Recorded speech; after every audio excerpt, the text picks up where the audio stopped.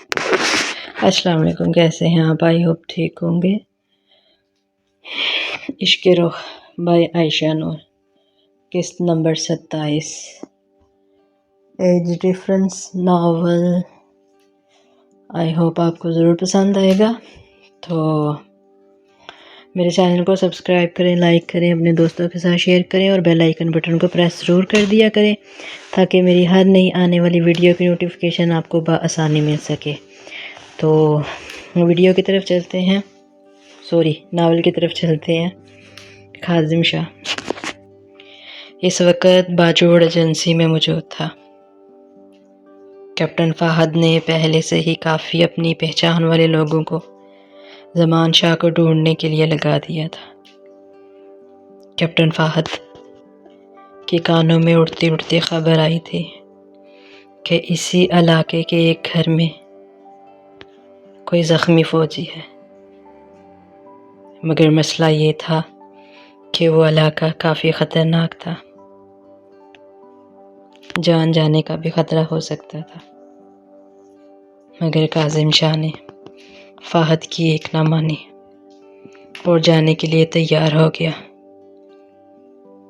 Captain Fahad نے ایک plan ترتیب دیا۔ کاظم لالا، ہمیں رات کے اندھیرے میں اس علاقے میں جانا ہوگا۔ سب سے پہلے میں تصدیق کروا لوں، آیا وہی گھر ہے جس کے بارے میں مجھے پتہ چلا ہے؟ فہد، میرے پاس ٹائم نہیں، جلدی سے جلدی پتہ کرواؤ۔ لالا، مگر کنفرم نہیں ہے کہ وہ زمان شاہ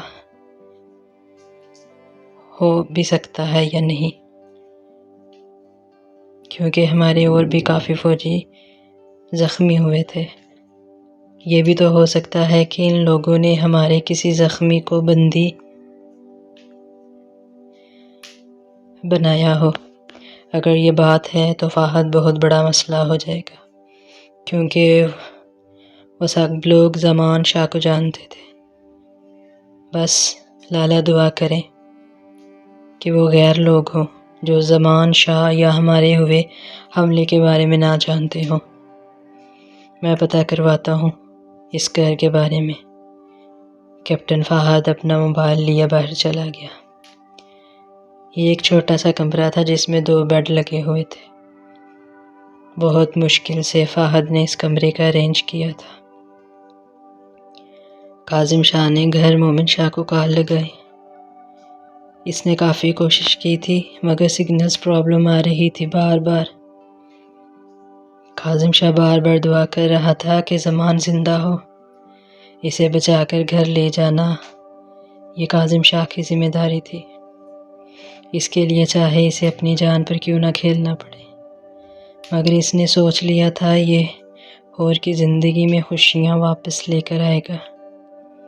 کاظم شاہ کرسی کے ساتھ ٹیک لگا کر آنکھیں موند لی تو فوراً سے ایک معصوم سا چہرہ آنکھوں کے سامنے آ گیا۔ میری جان، مگر مجھے اپنی روح کی زندگی میں بھی خوشیاں رکھنی ہیں۔ مجھے بغیر کسی تکلیف، بغیر کسی زخم کے واپس اپنی روح کے پاس واپس جانا ہے۔ میرا بچہ میرا انتظار کر رہا ہوگا۔ کاظم شاہ نے مسکراتے ہوئے کہا اور ایک آنسو داڑھی میں جذب ہو گیا۔ کاظم شاہ نے اپنی آنکھ سے آنسو صاف کرتے مسکرانے لگا۔ پتہ نہیں گھر والوں نے کیا کہہ کر اسے سمجھایا ہوگا، پتہ نہیں کب بڑی ہوگی یہ۔ میں تو شادی شدہ ہو کر بھی کنواروں کی لسٹ میں ہوں۔ کاظم شاہ کا کہکا گونجا۔ کیپٹن فہد اندر آتے ایک دم دروازے میں کھڑا ہو گیا اور عجیب نظروں سے کاظم شاہ کو دیکھنے لگا۔ خیریت لالا؟ یہاں پریشانی سے میرا سانس سوکھ چکا ہے اور آپ ہیں کہ کہکے لگا کر ہنس رہے ہیں۔ خیریت ہے؟ ہاں یار، بس تمہاری بھابھی یاد آ گئی تھی۔ کاظم شاہ نے مسکراتے ہوئے اس کی طرف دیکھتے کہا، مگر لالا، کاش میں بھی آپ کی بیگم دیکھ سکتا۔ دیکھ کر بھی تم کہہ نہیں پاتے کہ یہ میری بیوی ہے اور 50 گاؤں کی ہونے والی سردارنی۔ کیا مطلب آپ کا اس بات سے؟ مطلب یہ کہ وہ ابھی 16 سال کی ہے۔ کیا؟ کیپٹن فہد نے کیا کو لمبا کیا، منہ کھولے کاظم شاہ کی طرف دیکھنے لگا۔ سب سے پہلے تو اپنا منہ بند کرو۔ کاظم شاہ نے اپنی 2 انگلیوں سے اس کی تھوڑی اوپر کرتے اس کا منہ بند کیا۔ اب بتاؤ کیا خبر ہے؟ جی لالا، سننے میں آیا ہے کہ کوئی زخمی فوجی جس گھر میں ہے، اس گھر میں صرف ایک بزرگ ہے اور وہ حکیم ہے۔ چلو پھر تیاری کرو، ہمیں نکلنا ہوگا۔ جی لالا، بس کچھ ساتھی آ رہے ہیں، پھر چلتے ہیں۔ کاظم شاہ اور کیپٹن فہد کے چہروں پر گہری سنجیدگی تھی۔ ہوا میں سردی کے ساتھ ایک عجیب سا بوجھ تھا۔ باجوڑ ایجنسی کے پہاڑوں کے بیچ سورج ڈوب رہا تھا جب وہ اپنی جیپ ایک خفیہ راستے سے گزرتے ہوئے اس چھوٹے سے گاؤں کی طرف بڑھ رہے تھے جہاں اطلاع ملی تھی کہ ایک زخمی فوجی کو چھپایا گیا ہے۔ وہ دونوں بار بار نقشہ دیکھ رہے تھے، ہر موڑ پر احتیاط برت رہے تھے کیونکہ دشمن کے علاقے میں قدم رکھنا معمولی بات نہیں تھی۔ لالا، اگر خبر درست ہوئی تو ہو سکتا ہے وہ زمان ہو۔ کیپٹن فہد کی آواز میں امید کے ساتھ لرزش بھی تھی۔ کاظم نے خاموشی سے سر ہلایا، نظریں سڑک پر جمائے رکھی۔ دعا کرو فہد، ہم اسے واپس لے آئیں۔ بہت دن ہو گئے ہیں اس کی کوئی خبر نہیں۔ رات کے اندھیرے نے گاؤں کو اپنی چادر میں لپیٹ لیا تھا۔ وہ دونوں اپنے چند ساتھیوں کے ساتھ خاموشی سے اس چھوٹے سے کچے گھر کے قریب پہنچے۔ اندھیرے سے مدھم روشنی جھلک رہی تھی، اندر سے مدھم روشنی جھلک رہی تھی اور حکیم کے پڑھنے کی آواز آ رہی تھی۔ کاظم نے اشارہ کیا، سب محتاط ہو کر دیوار کے پیچھے ہو جائیں۔ فہد نے آستگی سے دروازہ دھکیلا۔ اندر ایک بوڑھا شخص، داڑھی سفید، ہاتھ میں شیشی لیے زخمی کے ماتھے پر دوا لگا رہا تھا، اور چارپائی پر وہ لیٹا ہوا شخص، چہرہ زخموں سے بھرا، سینے پر پٹی بندھی، سانس مدھم مگر زندہ تھی۔ کاظم کے دل کی دھڑکن رک سی گئی، قدم خود بخود آگے بڑھے۔ وہ جھک کر قریب ہوا، روشنی چہرے پر ڈالی، آنکھوں سے بے اختیار آنسو بہہ نکلے۔ فہد، یہ زمان ہے۔ آواز کپ کپا گئی۔ کیپٹن فہد نے حیرت اور شکر کے ملے جلے جذبات سے سر اٹھا کر اللہ کا شکر ادا کیا۔ وہ زندہ ہے لالا، ہمارا زمان زندہ ہے۔ بوڑھا حکیم خاموشی سے ان دونوں کو دیکھتا رہا، پھر مدھم لہجے میں بولا، میں نے اسے مرنے نہیں دیا صاحب، گولی دل کے قریب تھی مگر وقت پر نکال لی، بس دعا ہے اب وہ ہوش میں آ جائے۔ کاظم نے اس کے سر پر ہاتھ رکھا، آنکھوں میں عزم کی چمک تھی۔ وہ ضرور ہوش میں آئے گا حکیم صاحب، کیونکہ ہم اسے واپس لے جانے آئے ہیں، اس کے ملک، اس کے گھر، مگر بیٹا یہاں سے اسے لے کر جانا بہت مشکل ہے۔ میں نے اس کی آرمی والی وردی اتار دی تھی اور اسے کپڑے پہنا دیے تھے۔ یہاں جگہ جگہ دشمن وطن ہیں، اسے بچاتے بچاتے اپنی بھی جان گنوا دو گے۔ حکیم صاحب بے فکر رہیں، جیسے آئے ہیں ویسے ہی واپس جائیں گے۔ کیپٹن فہد نے کہا، احتیاط سے لے کر جانا اسے، میں اس کی گارنٹی نہیں دے سکتا کیونکہ آج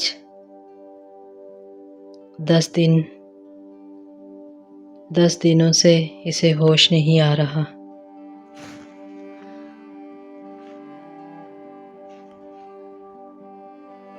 مگر سانس لے رہا ہے۔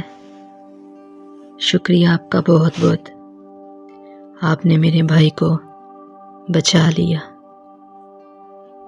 ہمیں اجازت دیں، آپ یہاں رکنا خطرے سے حالی نہیں۔ اللہ تم سب کا حامی و ناصر ہو۔ کاظم نے زمان کو اپنے مضبوط بازوؤں میں اٹھایا اور جیسے چپکے سے آئے تھے ویسے ہی اس گھر سے نکل گئے۔ اگلا راستہ ان لوگوں نے سانس روک کر طے کرنا تھا۔ گاڑی یہ لوگ کافی دور کھڑی کر کے آئے تھے۔ پورا 1 گھنٹہ کاظم شاہ زمان کو اپنے کندھوں پر اٹھائے چل رہا تھا۔ لالا میں اٹھا لیتا ہوں۔ نہیں فہد، یہ میرا بھائی، میرا شیر ہے، اس کے لیے تو میں کچھ بھی کر سکتا ہوں۔ یہ لوگ باتیں بھی سرگوشی میں کر رہے تھے۔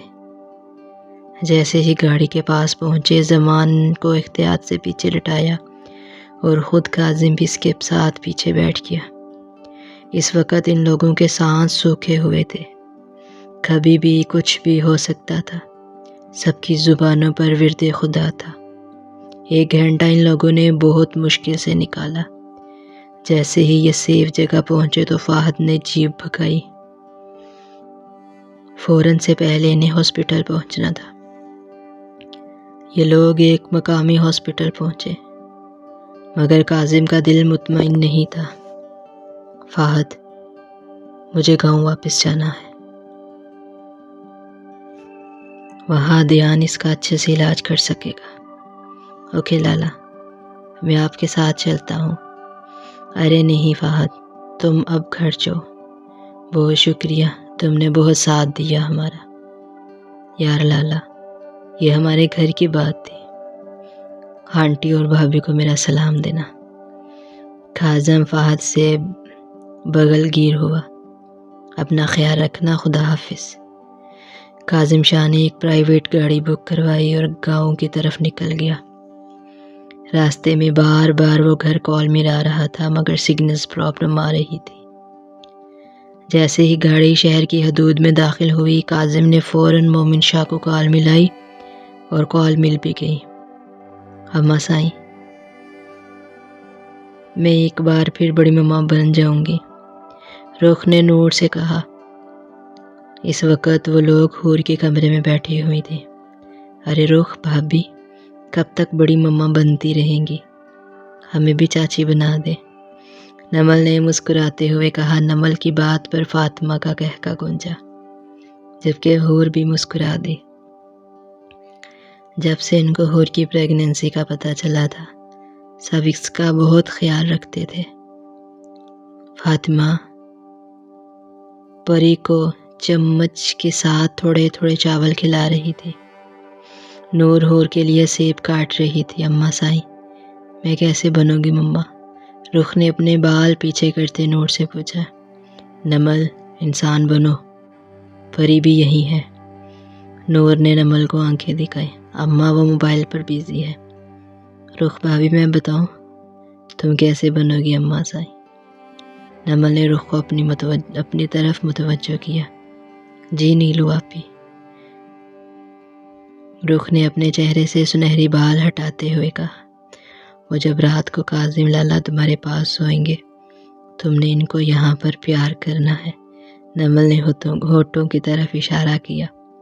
نور، فاطمہ نے بہت مشکل سے اپنی ہنسی روکی ہوئی تھی جبکہ حور آنکھیں پھیلائے نمل کو دیکھ رہی تھی۔ نیلو آپی، وہ تو کاظم جی روز کرتے ہیں اور یہاں سے بھی دباتے ہیں۔ نور نے جلدی سے آگے ہوتے رخ کے ہونٹوں پر ہاتھ رکھا، جبکہ فاطمہ، نمل اور حور کا قہقہ گونجا۔ رخ نے اپنے سینے کی طرف اشارہ کیا تھا۔ اور کیا کیا کرتے ہیں کاظم لالا؟ فاطمہ سدھر جاؤ، نور نے آنکھیں دکھائی فاطمہ کو۔ دیکھ لو رخ، اماں سائیں نہیں چاہتی تم مما بنو، اسی لیے تمہیں روک رہی ہیں۔ رخ نے اپنے ہونٹوں سے نور کا ہاتھ پیچھے کیا اور گھور کر نور کو دیکھنے لگی۔ اماں آپ اچھی نہیں ہیں۔ نیلو آپی آپ بتائیں مجھے۔ پھر جو نمل نے رخ کو بتایا، رخ تو اماں سائیں کے سینے میں چہرہ چھپا رہی تھی۔ اب کیا ہوا؟ اور لو کلاس اپنی نیلو آپی سے۔ نور اس کا چہرہ اوپر اٹھا رہی تھی۔ اماں نہ کرے، مجھے شرم آ رہی ہے۔ اچھا ادھر دیکھو میری طرف۔ اب کاظم تمہارے ساتھ کمرے میں جو بھی کرے تم نے ہم سب میں سے کسی کو نہیں بتانا، بلکہ کبھی کسی کو اپنے کمرے کی باتیں نہیں بتانی، ایسے اللہ ناراض ہو جائے گا۔ اور پھر کاظم سردار کیسے بنے گا؟ نور نے بہت پیار سے رخ کو سمجھایا۔ جی اماں، میں کسی کو کچھ نہیں بتاؤں گی اب۔ اچھا اماں سائیں، کیا بابا سائیں بھی آپ کے ساتھ ایسے کرتے ہیں؟ رخ کی بات پر تو سارا کمرہ قہقہوں سے گونج اٹھا۔ نور بیچاری تو شرم سے چہرہ نہیں اٹھا پا رہی تھی۔ اماں سائیں، اگر بابا سائیں آپ کے ساتھ بھی ایسا کرتے ہیں تو آپ ابھی تک کیوں نہیں مما بنے؟ رخ نے دانت نکالتے کہا۔ رخ وہ پتہ کیا، بابا سائیں اماں کو آرام آرام سے دباتے ہیں، اسی لیے ابھی یہ مما نہیں بنی۔ اس بار حور کا بھی کہکا گونجا۔ نمل، تم دونوں میاں بیوی نے شرم کہیں بیچ کھائی ہے، دونوں ایک نمبر کے بے شرم ہو۔ نور بیچاری کمرے سے ہی نکل گئی۔ آپ کب مما بنیں گی؟ اب بیچاری فاطمہ کی شامت آ گئی۔ یہ ہے نا میری پری، میں پری کی مما ہوں نا۔ پری کھانا کھا کر فاطمہ کے گود میں سر رکھ کر ہی سو گئی تھی۔ رخ اور پری ابھی اسکول سے آئی تھی۔ نہیں ہو رہا اپی کی طرح ان کے بیلی میں بھی بیبی ہے۔ رخ نے حور کے پیٹ پر کان لگاتے کہا۔ ہیلو بیبی، میں تمہاری بڑی مما ہوں۔ رخ نے حور کا ایک انگلی سے پیٹ نوک کرتے ہوئے کہا۔ وہ کچھ دنوں تک ادیان بھائی بھی فاطی کو اچھی طرح دبائیں گے وہاں سے، پھر اس کی بیلی میں بھی بیبی آ جائے گا۔ کمینی، فاطمہ نے شرماتے ہوئے پاس پڑا کشن اٹھا کر نمل کو دے مارا۔ اتنے میں دروازہ نوک ہوا۔ نمل، کمرے میں آنا، مجھے کام ہے۔ آئی شاہ جی۔ نمل وہاج کی آواز سن کر جلدی سے جوتا ڈھونڈنے لگی۔ جاؤ جاؤ، اتنے دنوں سے وجہ نے بھی کچھ نہیں دبایا۔ فاطمہ کے کہنے پر حور اب نے ہنسی دبائی، جبکہ رخ حور کے ساتھ ہی لیٹی ہوئی نیند میں جا رہی تھی۔ نمل جیسے ہی اپنے کمرے میں داخل ہوئی، کسی نے بازو سے پکڑ کر دروازہ نوک کرتے اسے فوراً سے دروازے کے ساتھ پن کیا۔ یہ سب اتنا اچانک ہوا تھا کہ نمل آنکھیں پھیلائے وہاج کو دیکھنے لگی۔ بڑی کلاسیں دی جا رہی ہیں، کون کس کو کتنی زور سے دبا رہا ہے۔ وہاج نے اپنی ہنسی ضبط کرتے ہوئے نمل کی طرف دیکھتے کہا۔ نمل بیچاری شرم سے پانی پانی ہوگی اور چہرہ چھپا لیا۔ بری بات ہے، لڑکیوں کی باتیں نہیں سنتے۔ نمل نے چہرہ جھکائے شرم سے کہا۔ تو لڑکیوں کو بھی دھیان سے بات کرنی چاہیے، اپنا والیوم تھوڑا کم رکھ کر۔ اپنے بارے میں بھی بتا دیتی، میں تمہیں کتنا دباتا ہوں، آرام سے دباتا ہوں یا زور سے دباتا ہوں۔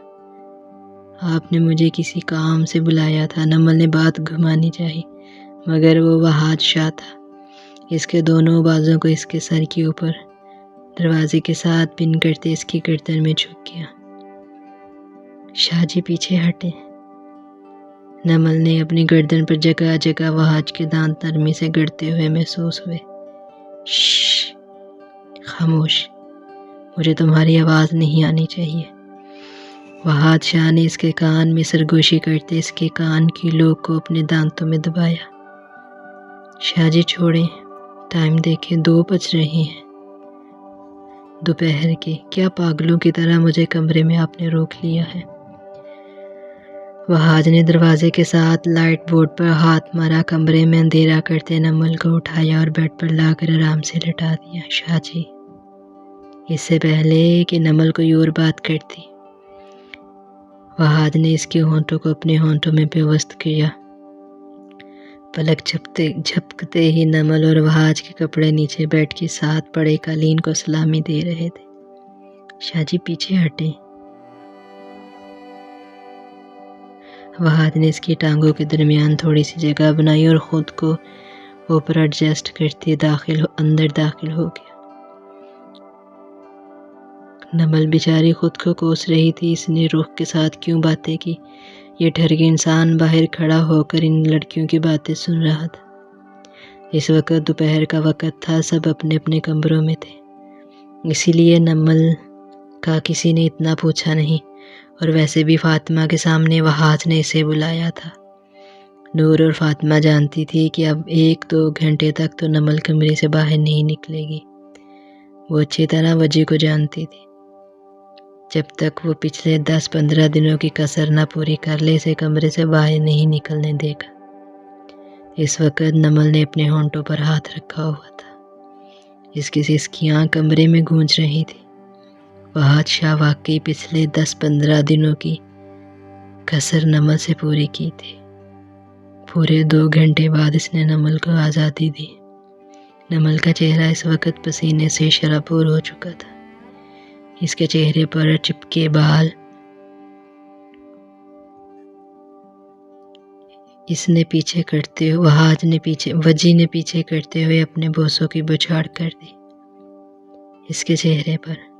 چلو اٹھو، شاباش، شاور لو، اپنے بال اچھی طرح خشک کر کے کمرے سے باہر نکلنا، باقی کا رات میں کریں گے۔ نمل نے اپنے گرد کمفرٹر اچھی طرح لپیٹا۔ بیڈ سے اٹھتے ساتھ اس نے وہاج کی کمر پر زوردار مکہ جڑا۔ ٹھر کے انسان، خبردار رات کو میرے قریب بھی آئے تو، کہتے ساتھ ہی وہ واش روم میں بھاگ گئی۔ وہاج تو آنکھیں پھیلائے واش روم کے دروازے کو دیکھ رہا تھا۔ اچھی خاصی تو وہ اس کی اب عزت کرنا شروع ہوئی تھی۔ وہاج نے سر جھٹکا، پاس پڑے ٹاول سے خود کو کور کیا، الماری سے اپنے کپڑے لیے اور ڈریسنگ روم کے واش روم میں چلا گیا۔ وہاج نمل جیسے ہی اپنے کمرے سے باہر آئے، سیڑھیوں پر مومن شاہ کی نظر ان پر گئی۔ مومن شاہ نے اشارے سے ان سب کو اپنے کمرے میں بلایا۔ اتنی دیر میں عادیان بھی ہاسپٹل سے آ گیا تھا۔ بابا سائیں، آپ نے مجھے بلایا؟ خیریت ہے؟ میں تو جلدی ہاسپٹل سے بھاگا ہوا آیا۔ ہاں عادیان، میری بات غور سے سنو، فوراً سے پہلے ہور کے کمرے کو ہاسپٹل کی شکل میں تبدیل کرو۔ تمہارے اور وہاج کے پاس اس وقت صرف 3 گھنٹے ہیں۔ جتنا پیسہ لگتا ہے، جو کچھ منگوانا ہے منگواؤ۔ حویلی کے تمام ملازمین کو میں نے چھٹی دے دی ہے، کچھ کھیتوں میں ہیں۔ جیسے ہی گاڑی سامان والی آئی، اسے سیدھا اندر حویلی میں لے کر آؤ۔ 2-3 ساتھ ہیلپر بھی آتے وقت لے آنا۔ جلدی کرو، ٹائم نہیں ہے، کاظم زمان کو لے کر آ رہا ہے۔ کیا؟ سب نے ایک ساتھ اونچی آواز میں کہا۔ بالکل ٹائم نہیں ہے، اٹھو، شاباش، جلدی کرو۔ عادیان نے اپنی پینٹ کی جیب سے موبائل نکالا اور کچھ ڈائل کرتے کان کے ساتھ فون لگاتے وہاج کو اپنے ساتھ آنے کا اشارہ کیا۔ ہورب کو نور نیچے فاطمہ کے کمرے میں لے آئی تھی، مگر اسے ابھی تک کچھ بھی نہیں بتایا تھا جب تک وہ زمان شاہ کی کنڈیشن نہ دیکھ لیتے۔ اگلے 2 گھنٹوں میں ہور کا کمرہ اس وقت ہاسپٹل کا ایمرجنسی وارڈ لگ رہا تھا۔ عادیان نے داماد ہو کر اس فیملی کا بیٹے کی طرح ساتھ دیا تھا۔ اب دیکھنا یہ تھا کہ کیا کاظم زمان کو گھر لا پائے گا، یا پھر وہ حکیم صاحب ہی دشمن وطن تھے۔ صرف زمان شاہ کو ایک مہرہ بنایا تھا پاک آرمی تک جانے کے لیے۔ آئی ہوپ کہ آج کا ناول، آج کا ایپیسوڈ آپ کو ضرور پسند آیا ہوگا۔